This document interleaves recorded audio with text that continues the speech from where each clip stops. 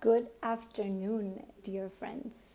My name is Joanne Mariloy. I'm the current executive director of Radical Partners, and I am taking over this account to start with our very own 10 Minutes to Talk series.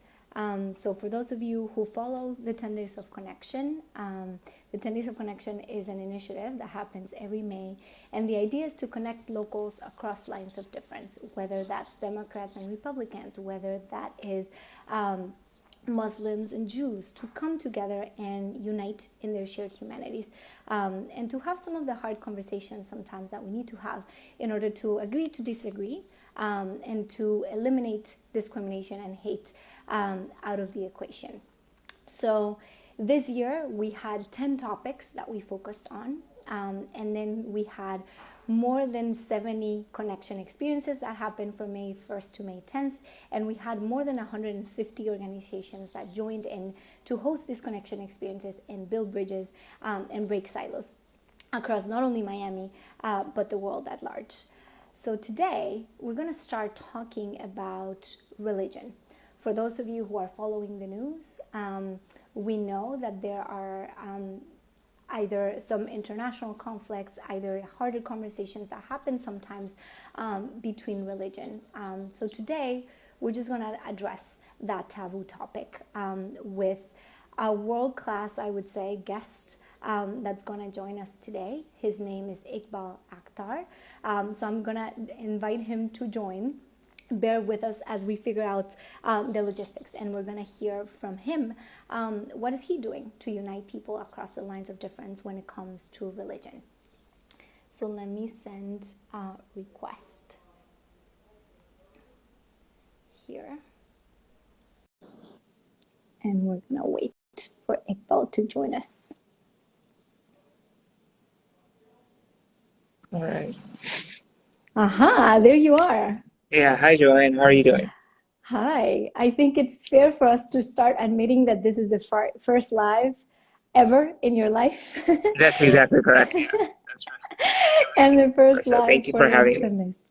No, thank you so, so much. And you made it. You see, it's 3:03 and we're here. This is very cool. Yeah, Awesome. absolutely. So, um, Well, mhm.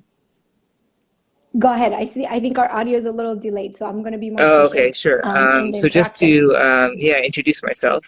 So my name is Professor Iqbal Akhtar, and I am an associate professor in the Department of Religious Studies here at Florida International University.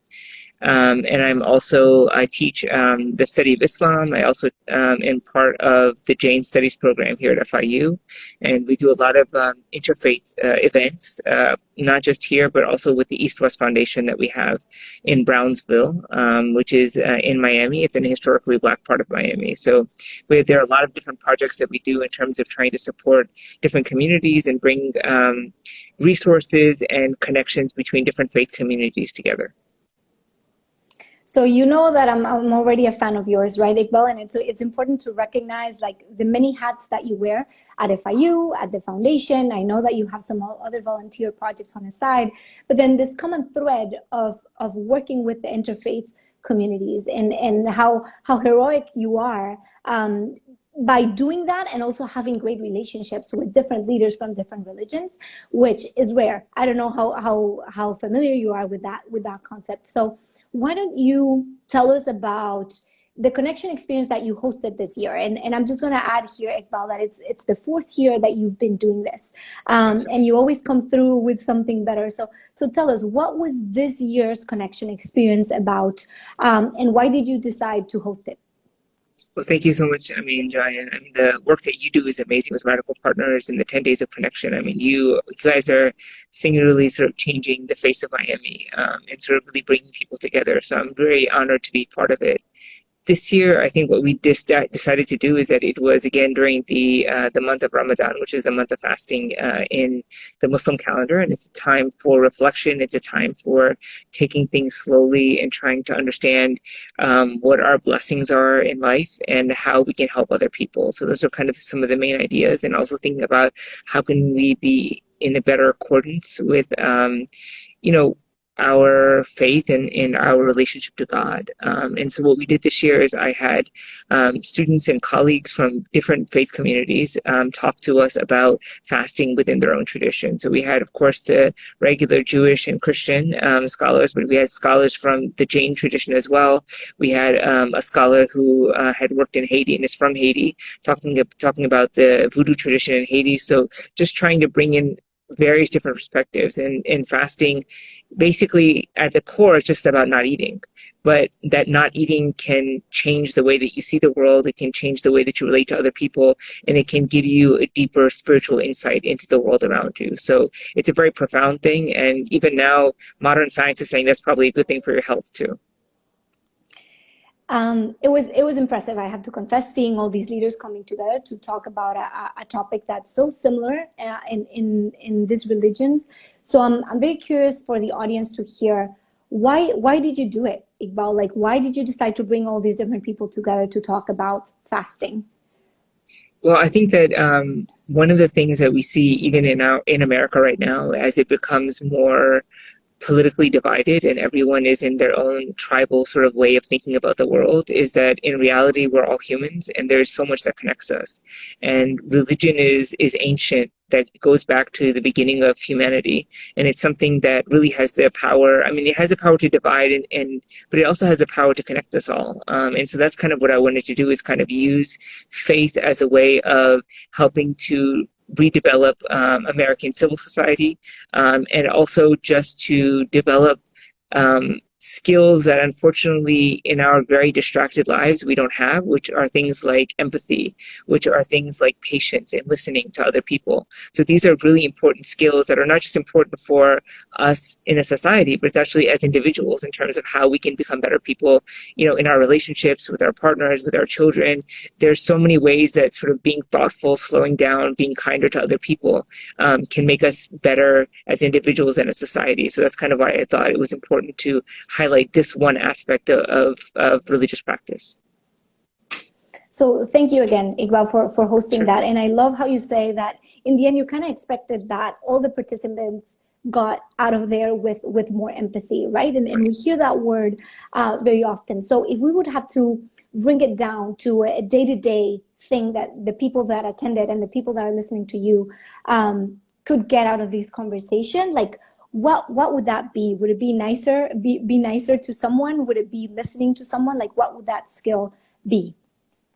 I think one of the really important ones, and I work in early childhood education too, so I have one of my many hats. I think it's called one of the things we call is called perspective taking. So a lot of times we, as humans, we're mostly emotional. And we kind of are rational to an extent, but generally our first reaction to anything tends to be emotional. And then we allow sort of our minds to kind of take over if we can.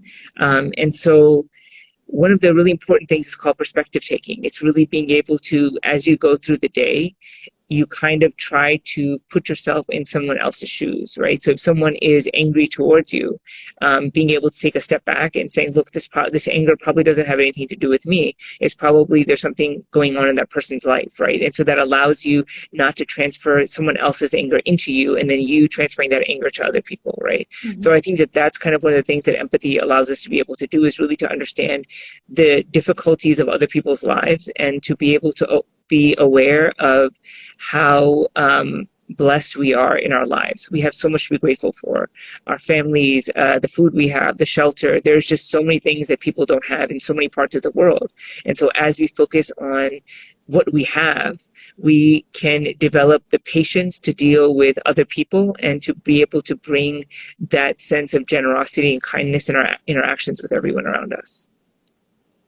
Perspective taken. I love that term. Thank you so much for sharing. So Sure.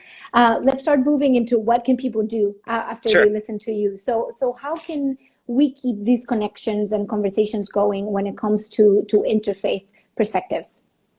Sure. So I think that for me, I think interfaith isn't just about talking about religion. I think interfaith is also about what we do for other people. Um, and so I think, one of the things that we do is we volunteer at a community, we've developed a community garden. We volunteer, at the mosque with people from all different sort of faith traditions. We build gardens. So there's so many different ways that we can, even just going to your neighbor. I mean, one of the things in Miami, unfortunately, is that we're all divided and we're so busy with our daily lives. Just go to your neighbor, and right now it's mango season. If you have an extra mango, go give it to them and talk to them, right? So there are ways that the people that come into our lives, we're able to acknowledge their humanity, and they're all around us. Like our neighbors are people. When you go to the supermarket, you talk to the person that's checking out your groceries and say, hey, how are you doing? How is your day today, right? So just really being present as a human and connecting to other people. And when you see something that can be done. And there's so many things that can be done, or an injustice that's happening. You kind of try to step in, you try to be a facilitator, you try to be someone who can support people who are having a difficult time, volunteer your time, even if it's just doing it virtually, like another initiative that we have. So I think there's just so many ways. It's about getting involved. It's not just about talking about religion. It's about acting in service to others and to humanity. And speaking of which, Iqbal, the last thing that I will ask you, for some of us, it's easy because we're extroverts and we can just go ahead and do it. But for some of us, it's not. Where can people go? Who can they follow for them to start going and seeking that perspective taken? Yeah, so I think there are a lot of different places, I mean, that you can go. One of the ones that I really like is there is a radio show on NPR called On Being with Krista Tippett. I don't know if you've heard of it or not, but it's a very nice show that you can sort of just go to. And she does this sort of thing where she actually sits with great thinkers from many different religious traditions and then tries to explore these sorts of ideas. So I think the very first thing to do is just to be able to sit with yourself in silence. I think that that's something that, the Buddhists say that the human mind is the monkey mind. It's constantly jumping from here to there. And then, in our social media age, in our age of technology, we're constantly moving. I think just sit with yourself and experience what you're feeling and see where that takes you in terms of how you can connect to other people. So a lot of it is being able to understand who you are and what motivates you, what moves you. So sitting with yourself, even in a 5-minute meditation, I think, and then from there, thinking about, okay, now what can I do? Where can I go? So there's so many places online to learn about online meditation. There's places online to learn about different world religions. So there's so many open courses. MIT has a remarkable, the MOOCs, the massively online courses, open online courses, or something like that. Study about other traditions, other communities, learn about the history of other peoples. So there's so many ways just to educate yourself. And through that education, you'll find direction. Wonderful. Thank you so much, Iqbal. Yeah. And like, given the fact that I stole the first 2 minutes or 3 minutes to talk about the 10 days in you, I think we did it. We talked about religion for 10 minutes. So thank you again for getting us started. Of course. And we're going to make sure that we're highlighting all the resources that you share there so that people can not only sit with themselves, listen to themselves, but actually seek out to understand others. So thank you again, my friend. Thank you so much. I appreciate it. It's an honor and a pleasure. Thank you, Joanne. Bye-bye. Bye.